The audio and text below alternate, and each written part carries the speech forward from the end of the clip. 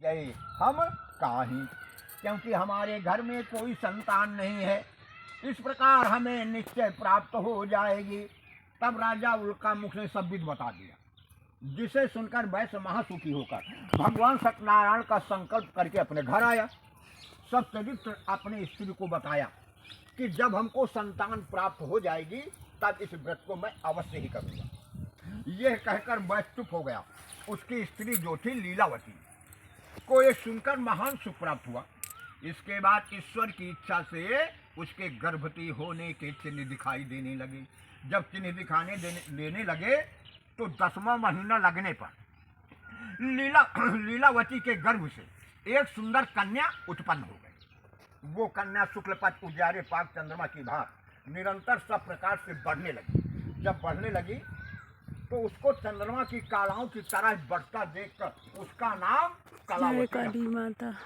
उसे देखकर लीलावती अत्यंत प्रसन्न होती हुई अपने पति से नम्रता पूर्वक कहने लगी कि सुनिए पति देवता, आपने जो भगवान सत्यनारायण का व्रत करने का संकल्प कर दिया था उसे पूरा क्यों नहीं कर देते।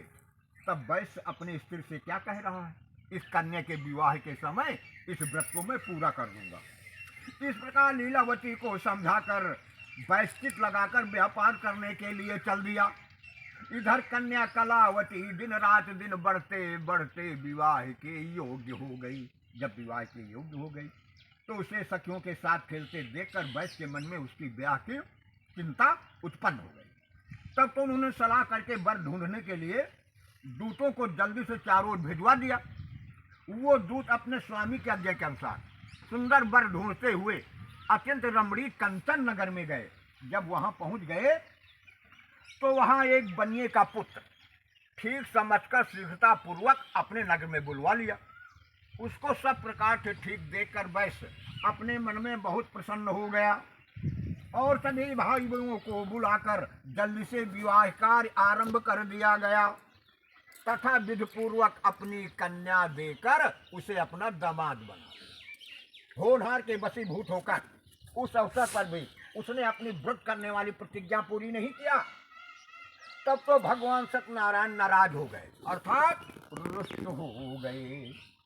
इसके कुछ समय बाद अपने कर्म में चतुर्वैध विचार करके दामाद को साथ लेकर व्यापार करने के लिए चल दिया और समुद्र के किनारे वाले प्रसिद्ध अति रमणीक नगर रत्नासारपुर में पहुंचकर दोनों जने प्रसन्नता पूर्वक व्यापार करने लगे। उनको अपनी प्रतिज्ञा से भ्रष्ट अर्थात भूला हुआ देखकर भगवान सत्यदेव कुपित होकर श्राप दे दिया कि तुमको थोड़े समय में भारी दुख प्राप्त हो जाएगा।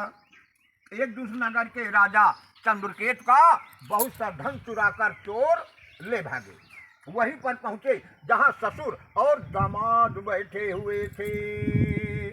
जब राजा के दूतों ने उस धन को देख लिया तो उन दोनों वैश्यों को उसके पास बैठा देखकर और पक्का चोर समझकर बांध लिया। जब बांध लिया तो आगे क्या हुआ, अननप सम्मुख ले जाए लाए इन चोरन पकड़े धन समेत न पुराए। उन दोनों पकड़े हुए बंधुओं को राजा के सामने लाकर दूतों ने प्रसन्न होते हुए कहा कि राजन, इन चोरों के आपके धन के सहित हम पकड़ लाए हैं। जो आज्ञा दें उसका पालन करने को हम तैयार हैं। ये सुनते ही राजा ने बिना किसी प्रकार का विचार किए हुए उनको कठोर जेल खाने में डलवा दिया। जब जेल खाने में डलवा दिया, यद्यप कुलबंधुओं ने अपनी ओर से बहुत कुछ प्रार्थना किया किंतु दैव की इच्छा से किसी ने ध्यान नहीं दिया। बल्कि राजा चंद्रकेत ने उल्टा क्रोध में भरकर उनका समस्त धन भी मंगवा लिया। उन्हीं देव की इच्छा से उन वैश्यों की स्त्रियां भी घर पर महान दुख पाने लगी, क्योंकि घर पर जितना धन और ऐश्वर्य था सब चोरों ने चुरा लिया। उन स्त्रियों के शरीर तथा चित्त भी दुखी रहने लगे और भूख प्यास से व्याकुल होकर नगर में घर घर घूमने लगी। फिर भी उनका पेट नहीं भरता था। तो एक दिन भूख से दुख पाई हुई कन्या कलावती एक ब्राह्मण के मंदिर में पहुंची। जब पहुंच गई तो वहां भगवान सत्यनारायण का पूजन हो रहा था। तो उसके मन में बड़ी भारी प्रसन्नता हुई कलावती के मन में। तो कलावती वहाँ बैठ जाती है और बैठकर भगवान की कथा को सुनती है और मन ही मन अपना दुख दूर करने की प्रार्थना करती है। कौन सी प्रार्थना करती है? क्या लाते हैं? तब तो माता लीलावती ने उससे प्रेम पूर्वक पूछे कि बेटी, तो इतनी रात है अभी तक कहाँ रही? क्या तुझे नहीं दिखाई देता कि हमको निर्धन होने के कारण शहर में लांछन लग सकता है? तो कलावती मुस्कुराने लगी और मुस्कुराकर अपने माता से कहने लगी कि माता नाराज मत हो, मैं जहाँ रही मैं अभी बता रही हूँ। तो कलावती कहने लगी अपने माता से और मुस्कुराकर क्या कहती है कि कलावती हंस कहूँ बुझाई, अब माता द्रिज मंदिर से आई, अब मन वंचित फल देवन हारा, और सत्य देव व्रत होति निहारा। तब कलावती हंसकर और समझाकर बोली कि माता, मैं एक ब्राह्मण के मंदिर से आ रही हूँ, वहाँ मैंने मन चाहा फल देने वाला भगवान सत्यनारायण का पूजन हो रहा था, अभी तक मैं वहीं रही। तो ये सुनकर वैश्य की स्त्री लीलावती अपनी कन्या पर बहुत प्रसन्न हो गई और तुरंत अपने मन में भगवान सत्यनारायण का पूजन करने की इच्छा करने लगी। लीलावती ने दूसरे दिन भाई बंधुओं को बुलाकर अपने शक्ति के अनुसार भगवान सत्यनारायण का पूजन किया और अपने पति तथा दामाद के कुशल के लिए बारंबार प्रार्थना किया। कौन सी प्रार्थना? कि हो सत्यनारायण स्वामी और वैसन क्षमीय नमामि नमामि, सुनित ही विनय तथा व्रत हेरी, और भय मुदित प्रभु लाई न देरी। लीलावती बोली कि हे सत्यनारायण स्वामी, हमारे पति तथा दामाद के अपराधों को क्षमा करिए। मैं आपको बारंबार नमस्कार कर रही हूँ। उसकी प्रार्थना सुनकर भविष्य में झूठ न बोलने के व्रत को देखकर भगवान सत्यदेव तुरंत प्रसन्न हो गए। उस दिन भगवान ने राजा चंद्रकोट को सपने में आज्ञा दिया कि राजन, तुम उन दोनों वैश्यों को सवेरा होते हुए छोड़ दो, इसमें भूल ना हो, और उनका जो धन तुमने लिया है उसे आदर पूर्वक लौटा दो। अगर तुम ये काम कल नहीं करोगे तो हम तुम्हारा राज धन पुत्र सब कुछ नष्ट करवा देंगे। तो राजा को ऐसी आज्ञा देकर भगवान अंतर्ध्यान हो गए। राजा ने सभासदों को आज्ञा दिया कि उन दोनों कैदी बंदियों को इसी समय छोड़ दिया जाए। उस आज्ञा को कोई टाल नहीं सका, तुरंत उसका पालन कर दिया गया। उन दोनों वैश्यों को राजा के सामने लाकर नौकर लोग प्रणाम करके बोले कि राजा, ये दोनों वैश्य उपस्थित हैं, जो आपकी आज्ञा हो कीजिए।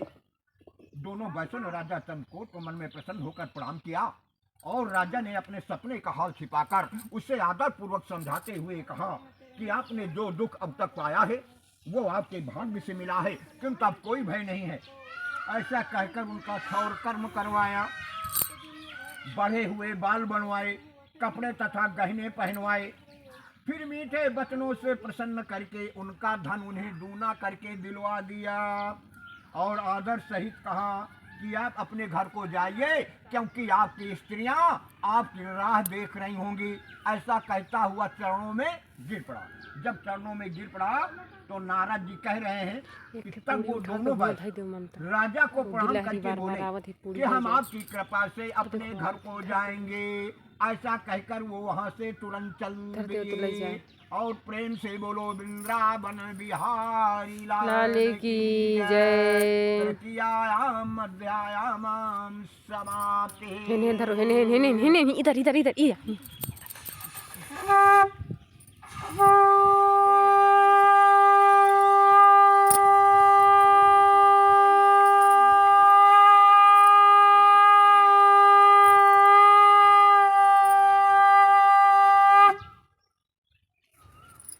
चतुर्थाध्यायाम प्रारंभ।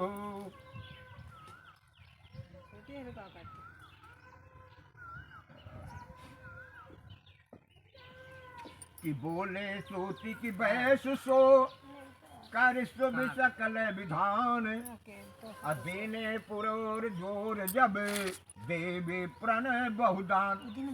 श्री सूत जी बोले कि हे मुनीश्वरों, जब वो दोनों बनिया शुभ विधि पूर्वक ब्राह्मणों को बहुत सा धन दान में देकर जब अपने नगर की ओर चल दिया। जब कुछ दूर निकल गए तो भगवान सत्यनारायण दंडी महात्मा का भेष बनाया और उनकी मन की परीक्षा करने के लिए उनके सामने आकर बोले कि तुम्हारे इन नाव में क्या है। तब अभिमान से अंधे हुए बनिए ने उनका कोई सादर सत्कार नहीं किया, बल्कि खुशी हंसकर अनादर करते हुए कहा कि दंडी, तुम हमसे क्या पूछ रहे हो? हमें तो ऐसा लग रहा है कि तुम कुछ धन चाहते हो, किंतु हमारे नवे वन माही अत्यागी लता पत्ता का चुनाही। किंतु हमारे नाव में तो लत्ता पत्ता आज के सिवाय धन इत्यादि कुछ भी नहीं है। तब तो उनका कठोर वचन सुनकर दंडी रूपी भगवान सत्यनारायण बोले कि तुम्हारा यही वचन सच्चा हो जावे। ऐसा कहकर दंडीधारी वहां से तुरंत चल दिए। थोड़ी दूर जाकर समुद्र के किनारे आसन लगाकर बैठ गए दंडी महाराज।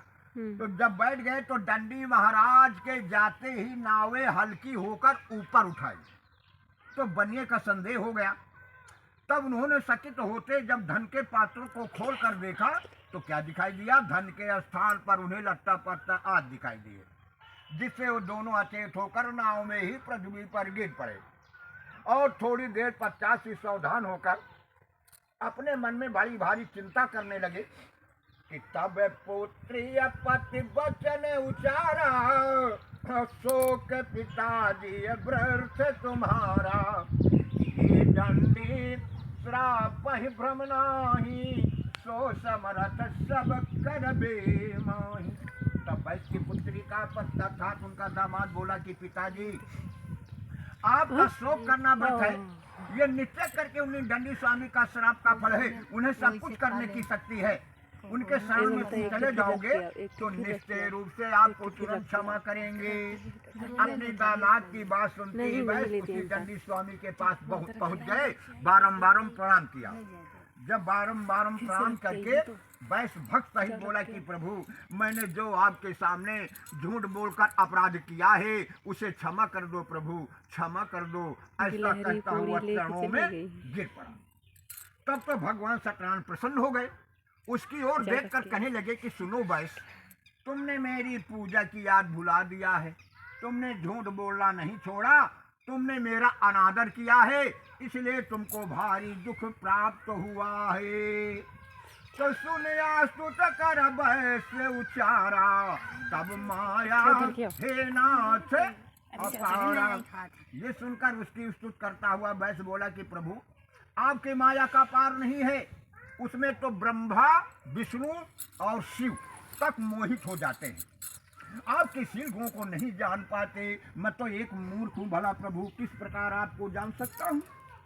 जिस पर आपकी माया के कारण बुद्धि मारी गई है, इसलिए हमारा सभी धन आबाद पहले जैसे था वैसे प्रभु कर दो। मैं आपकी पूजा अवश्य करूँगा, अवश्य करूँगा। हम पर जल्दी प्रसन्न हो जाए प्रभु, और शरण में आया जानकर मेरी रक्षा कर दो प्रभु। तब तो भक्त वचन सुनते ही भगवान सत्यदेव तुरंत प्रसन्न हो गए, और जब प्रसन्न हो गए तो वैश्य को मनचाहा वरदान देकर भगवान अंतर्ध्यान हो गए। और वैश्य ने लौट आकर जब देखा तो उसे पहले जैसे नावें धन से भरी हुई थी वैसे फिर भर गई। तो प्रसन्न होकर वैश्य कहने लगा कि भगवान की कृपा से हमारी सभी मनोकामना पूरी हो गई। फिर उसी स्थान पर भगवान का विधिपूर्वक पूजन किया और नाव को जोड़कर अपनी नगर की ओर चल दिया। चलते चलते जब उनका नगर दिखाई देने लगा तो ससुर और दामाद बहुत प्रसन्न हो गए और धन की रक्षा करने वाले दूत को अपने आने का समाचार देने के लिए आगे भिजवा दिया। वो दूत नगर में पहुंच गया और वैश्य की स्त्री लीलावती को पाकर प्रणाम करके उसने वही बात सुनाई कि लीलावती जिसकी राह देख रही थी। जय श्री सत्यनारायण। दूत बोला कि शेठ जी, महान धनदार दामाद के सही नगर के समीप आ गए हैं, जिसे सुनकर लीलावती असुखी होकर सत्यदेव का पूजन करके जल्दी जल्दी स्वागत को चलने लगी। और अपनी पुत्री से क्या कह रही है लीलावती कि कहे पुत्री सन मैं रही, और पति दर्शन हित जाए और सत्यदेव व्रत पूर्ण करी जल जल्दी तू आए। लीलावती अपनी पुत्री कलावती से कहती है कि मैं तो पति के दर्शन को जा रही हूँ, तू भी व्रत पूरा करके जल्दी से आना। तो माता के ऐसे सुख भरे वचन सुनकर कलावती अब प्रसन्न होकर सत्यनारायण का व्रत पूरा करके प्रसाद पाए बिना जल्दी से भाग खड़ी। जब प्रसाद को न पाया तब तो भगवान सत्यदेव उसका अपराध कर्म देखा तो नाराज हो गए। उसके पद को नाव के सहित वही जल में डुबो दिया, अर्थात न दिखाई देने के कारण कर दिया। कलावती ने जब अपने पद को न देखा तो व्याकुल होकर पृथ्वी पर गिर पड़ी। उसकी दशा देखकर नाव को भी न देखकर भारी भय पाता हुआ वैश्य बोला और कहने लगा कि ये क्षण भर में न जाने क्या हो गया। तब तो मल्लाह भी दूसरी नाव को न देखकर आश्चर्य करने लगा। तब अपनी पुत्री की दयनीय दशा देखकर लीलावती अपने पति से रोकर क्या कहती है। लीलावती विलाप करती है कि हमारा दामाद अपने नाव सहित न जाने कहाँ चला गया, न मालूम कौन सा देवता रूठ गया। भगवान सत्यदेव की गति जानी नहीं जा सकती है। ऐसा कहते हुए दुख से व्याकुल हो गई लीलावती। फिर लीलावती अपनी पुत्री को गोद में लेकर रोती है और विलाप करती है कि हे विधना, मैं तोरे काहे बिगाड़ा है, जो ये दुख तुमने मोहि पर डाला है। और वैश्य बोला हमें तो ऐसा जान पड़ता है कि निश्चय करके भगवान सत्यदेव ने हर लिया है। उनकी माया है कि जिसमें भूला हुआ सारा संसार भटक। अतः मैं अपने बड़े वैभव के अनुसार उनका पूजन विस्तार पूर्वक प्रशंसा से न करूँगा। ऐसा कहकर दंड के समान पृथ्वी पर लेटकर मन ही मन प्रणाम किया। तब तो दुखियों का पालन करने वाले भगवान सत्यदेव तुरंत प्रसन्न हो गए और उसी समय आकाशवाणी हो रही है कि हे गुणों के भंडार, बस सुनो कि तेरी कन्या मेरा प्रसाद पाए उसका अनादर करके चली आई है, इसी कारण उसका पति दिखाई नहीं देता। सज्जन, अगर तेरी कन्या घर जाए, घर जाकर प्रसाद पाकर मेरे पास आवे, तभी उसके पति का दर्शन मिलेगा, इसमें संदेह नहीं है। कि सुन यही विदिशन में महाबानी और कन्या कलावती सुख मानी। आकाशवाणी सुनकर कन्या कलावती बहुत सुखी हुई और जल्दी से दौड़ती अपने घर गई।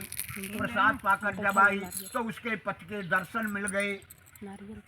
तब कलावती अपने पिता से बोलने लगी कि पिताजी देर मत करिए, पिताजी घर को जल्दी चलो। वैश्य घर आते ही प्रसन्नता पूर्वक भगवान सत्यनारायण के पूजन की तैयारी करने लगे। जब करने लगे और बंधु नयुत वैभव अनुसारा, अकीनो सकल सिहात अपारा। और सभी भाई बंधु को इकट्ठा करके अपने वैभव के अनुसार खूब ठाट बाट से भगवान सत्यदेव का पूजन किया। प्रत्येक संक्रांत, प्रत्येक पूर्णमासी को लगातार भगवान का पूजन करने लगे। जब लगातार करने लगे तो उनको क्या फल मिला? तो श्री नारद जी कह रहे हैं कि जब तक इस लोक में जीवित रहे तब तक सभी संसारिक सुखों को भोगते रहे और अंत में सत्यनारायण का धाम, जो कि नास्तिकों को प्राप्त होना अत्यंत कठिन है, उस वैकुंठ को पाया। और प्रेम से बोलो वृंदावन बिहारी लाल की जय। अध्यायम समाप्ति।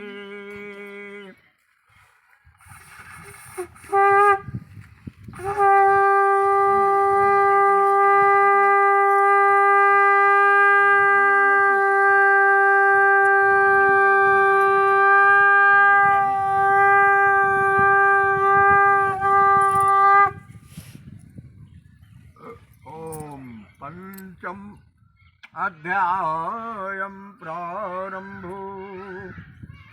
पंडित जी एक हवन में दिन जी नहीं, वो पानी वाला है। पानी नहीं आएगा? नहीं, पानी वहाँ है नहीं, सूखा है। तो फिर हवन में कह दीजिए, नहीं तो वह ये मंगाओ रहे कि हमारे इनके पारे का ये तो निकला तो नहीं ना अभी। नहीं हवन में अगर तन को गीला हो तो हवन में थोड़ा हो। मध्याय प्रारंभ वाला ले ले क्या कॉल करता रहे। हे सज्जन मुनि गण सुनी बोले सूत अगार और संग ध्वज राजा भयो सब विधि प्रजहि सुधार। फोड़ के तनिक हम कहीं पानी हो तो चढ़वा दे उनके ऊपर। नहीं है पानी तो वो प्रसाद तोड़ के धर। श्री सूत जी महाराज फिर बोले कि हे सज्जन मुनीश्वरों, अब आप लोग आगे और कथा सुनिए। संग ध्वज नाम करके एक राजा था, अपनी प्रजा का पालन और सुधार करने वाला था। वो भी श्री सत्यदेव का प्रसाद कलावती की तरह त्याग कर बहुत बड़े दुखों को प्राप्त हुआ। एक दिन उसने वन में जाकर शिकार खेलते हुए नाना प्रकार से पशुओं को मारा। आगे जाकर उसको इस बड़ी के हमारी बहन ममता मौर्य इकट्ठे दिखाई पड़े। वो सब लोग श्रद्धा और भक्ति ये के नारियल साथ छील रहे हैं, भगवान देख सत्यनारायण सकते का हैं। पूजन कर रहे थे। यद्यपि राजा तुंगध्वज ने सब अच्छी तरह देखा था, किंतु राजा होने के अभिमान के कारण न तो प्रणाम किया और न पास गया। गोपों ने राजा को प्रसाद देकर स्वयं भी प्रसन्नता पूर्वक पाया, किंतु अभिमान के मारे राजा ने प्रसाद को छुआ तक नहीं, वही छोड़कर चल दिया। तो प्रसाद त्यागने पर राजा को कौन सा दुख मिला? 100 सूत सब संपत्ति सहित और लौटन नाश निहारी निहारी। गयो समुझियत पाप में कीन्ह प्रसाद विसारी। जब वो लौट आकर अपने घर आया राजा, तो अपनी सभी संपत्ति अपने सब पुत्रों के सहित राजा को नष्ट दिखाई पड़ा।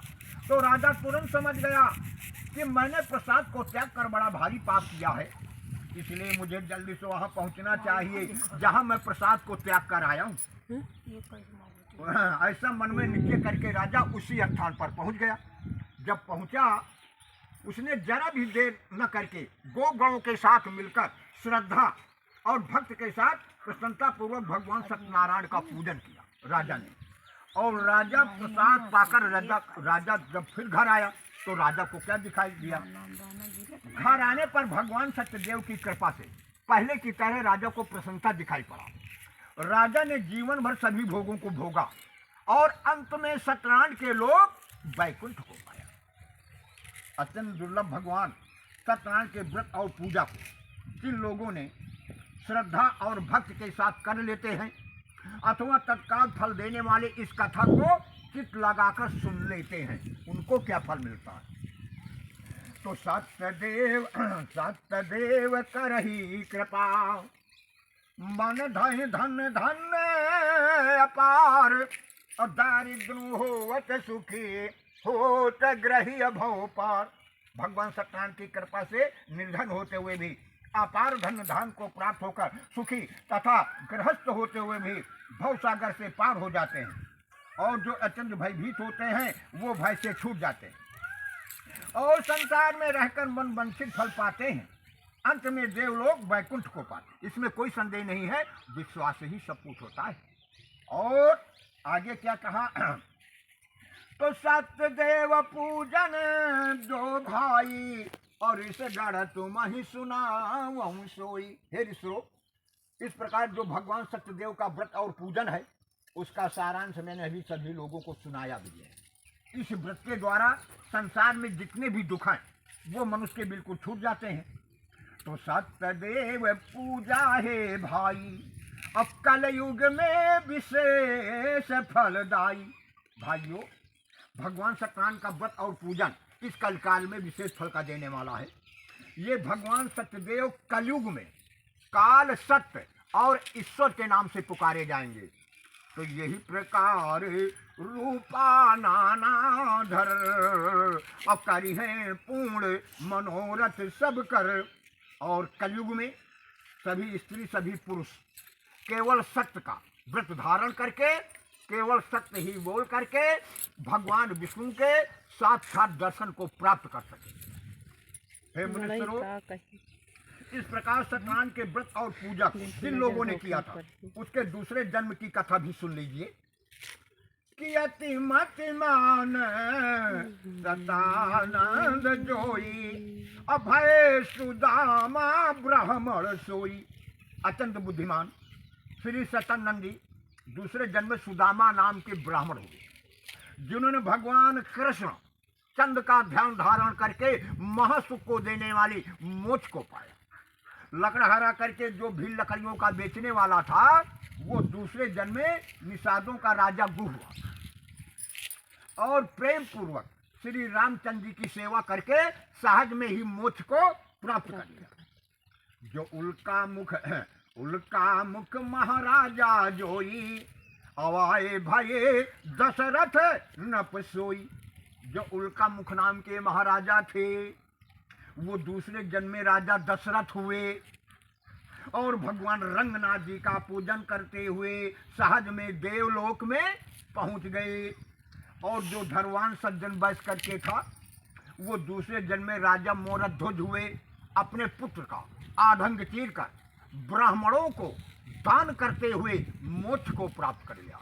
इसका तात्पर्य यह है कि श्री स्वयं अनुभू मनुभय और त्वंग ध्वजे महाराज और गए अंत बैकुंठ कर करत भक्ति कर काज। जो महाराज त्वंग ध्वज थे, वो दूसरे जन्म स्वयं मनभू नाम के मन हुए। उसने जीवन भर भक्त के ही कार्य करते हुए अंत में बैकुंठ को प्राप्त हुए। इस सब का तात्पर्य यह है कि जिस किसी ने ये भगवान सत्यनारायण का पूजन कर लिया है, अर्थात झूठ न बोलने की प्रतिज्ञा कर ली है, अथवा प्रतिज्ञा पूर्वक सत्य बोला है, उसके सभी पाप नष्ट होकर अंत में उसे भी वैकुंठ की प्राप्ति अवश्य होगी।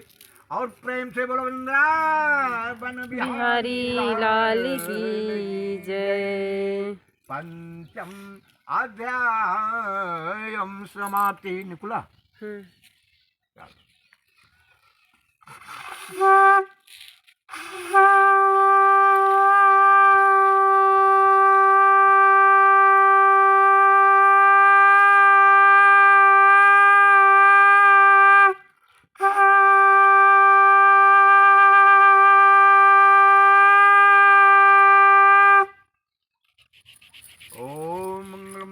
विष्णु मंगलम गरुध्वज मंगलम पुंडरीकाक्षाय मंगलाय तनो हरि।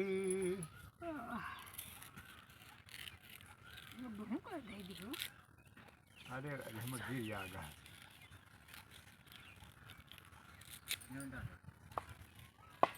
अरे पूरे दिन इल्ली गिल्ली खा ले है।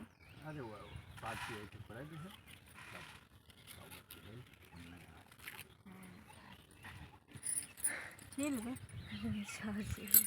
तो ये देखिए मेरी बहन नारियल छील रही थी, छील ही डाले हैं।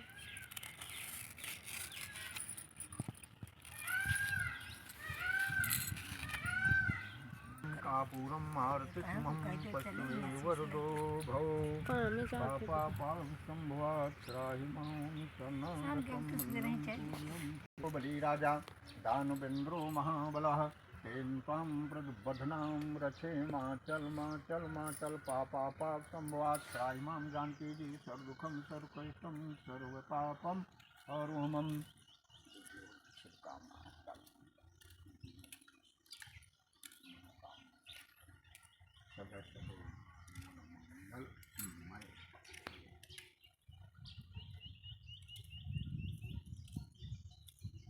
अभी तो छागा बढ़िया नहीं के पंडित जी होता और बहुत बढ़िया कौन दिन आईबे वो। मंगलम भगवान विष्णु मंगलम गरुध्वजा मंगलम पुंडरीकाक्षाय मंगलाय तनो हरि।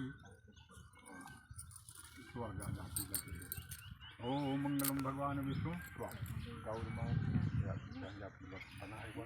ओम या पनीरता या फला प्रसूतानो मम चंद्रगो मनसा पूर्णा देवी पूर्णा देवी स्नो विद्या सत्कर तो नमः।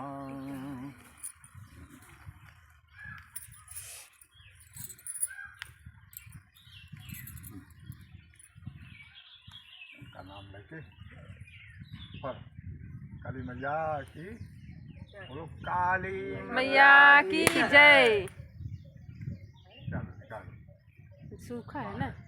दुख है आ रहा चलो ठीक चलो ठीक ये क्या एक तोड़ के थोड़ा से डाल दे, चढ़ाओ काली मैया चढ़ा दे, आपको थोड़ा से गड्ढे चढ़ा चढ़ा दे दे हैं। स्थान में। तुमने हाथ से फरा देंगे नहीं वो तो अंतिम जल रहने नहीं, जब सूखा हो गया तो कहाँ है, हल्का हल्का सिर्फ गीला है। पानी है गीला है पर सूखा का पानी काफी दिन का हो तो इसलिए सूखा ये चढ़ा दे ये बस अब एक निकाल देता नहीं बल्कि छोड़ के हाँ,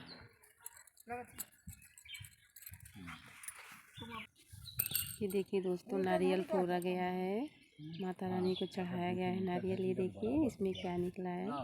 यही था निकाल ले जय माता रानी, वही ठो किनारे वाला जय सत्यनारायण भगवान। निकाल ले दो बस देखिए कितना सुंदर लग रहा है। परेशान न हो जय ना माता परेशान हो दी, बन जय सत्यनारायण भगवान। ना परेशान हो ये में बन गई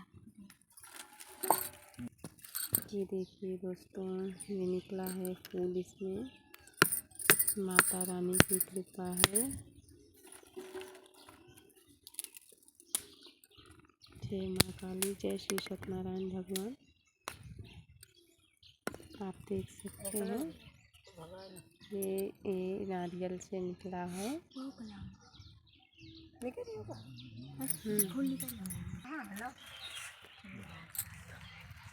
भवन की तैयारी हो रही है।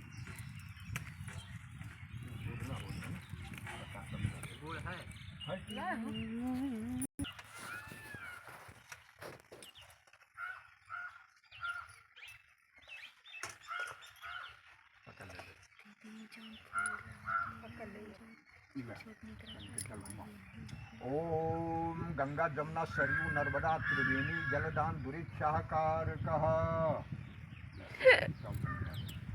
ओम गंगा पुरादत्ता नित पुष्पम कनिश्री सर्वभूतानां ताम्यो स्त्रियां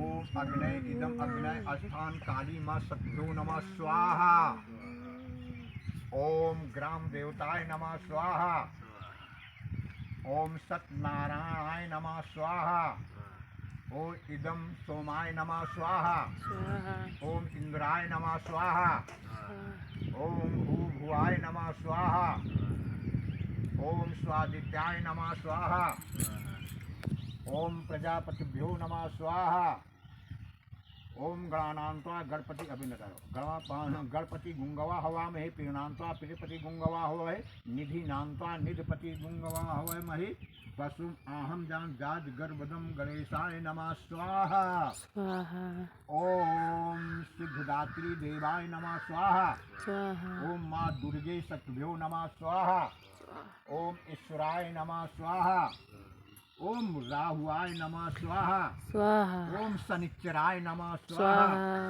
ओम केतुआय नमः स्वाहा ओम नवग्रह देवताय नमः स्वाहा ओम स्कंधाय नमः स्वाहा ओम कालाय नमः स्वाहा ओम आदत्तो नमः स्वाहा ओम पृथ्वीधराय नमः स्वाहा ओम जटाधराय नमः स्वाहा ओम भृगुरश्चाय नमः स्वाहा ओम विष्णुनाय नमः स्वाहा ओम ब्राह्मणाय नमः स्वाहा ओम माँ दुर्गे नमः स्वाहा वायुवाय नमः स्वाहा ओम इदम स्थान देवताय नमः स्वाहा ओम पृथक नित्यकोणभ्यो नमः स्वाहा ओम वरुणाय नमः स्वाहा ओम अंताय नमः स्वाहा ओम सर्वश्रेष्ठ देवताय नमः स्वाहा ओम श्री गणेशाय नमः स्वाहा ओम कुल देवताय नमः स्वाहा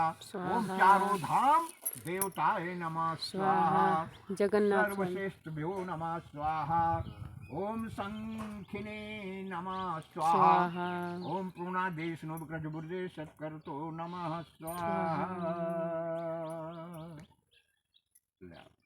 ये मत धन्यवाद।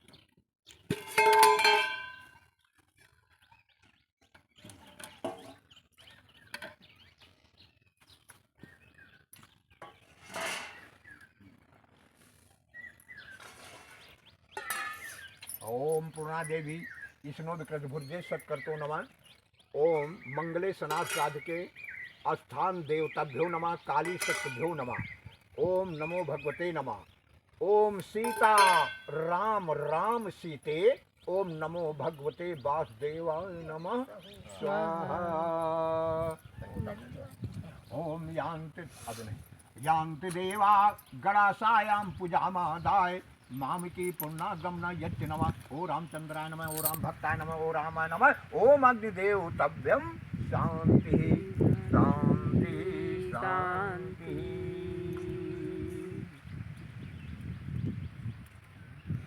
बोलो श्री सत्यनारायण भगवान की जय।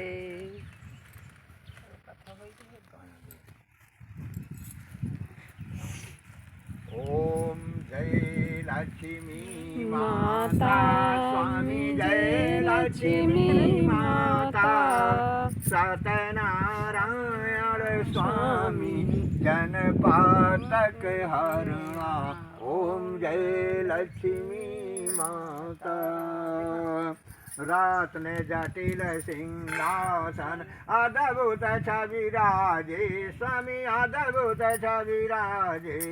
नारद करत निराजन घंटा ध्वनि बाजे। ओम जय लक्ष्मी मड़ा बने के तनी के बजाओ तनी के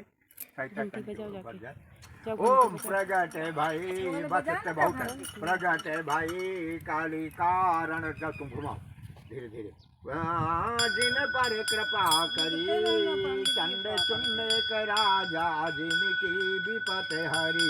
ओम जय लक्ष्मी माला बस मनोरथ पायु प्रदात जदीनी सो फल भोग्यो प्रभु जी फिर आस्तुत कीनी।